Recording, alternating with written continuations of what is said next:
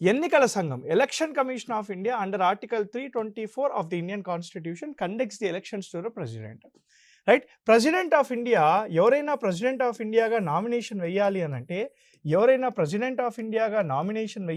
అంటే రైట్, వాళ్ళు డైరెక్ట్గా ఎన్నికల సంఘానికి వాళ్ళ యొక్క నామినేషన్ పేపర్ అనేది ఇవ్వాలి. నామినేషన్ ఇచ్చేటప్పుడు 2 కండిషన్లు గుర్తుపెట్టుకోవాలి మీరు. ఒకటి, ఆ నామినేషన్ అనేది it should be supported by 100 members. So 100 మంది ఆ నామినేషన్ని సపోర్ట్ చేయాలి. రెండోది, రైట్, డిపాజిట్ ఉంటుంది. రైట్, డబ్బులు కట్టాలా. ఎంత కట్టాలి? 15,000 రూపీస్ డిపాజిట్ కట్టాలా. రైట్, ప్రెసిడెంట్ ఆఫ్ ఇండియా ఎన్నికల్లో ప్రెసిడెంట్ ఆఫ్ ఇండియా నామినేషన్ వేసేటప్పుడు 15,000 రూపాయలు డిపాజిట్ కట్టాలి ఆర్బీఐకి.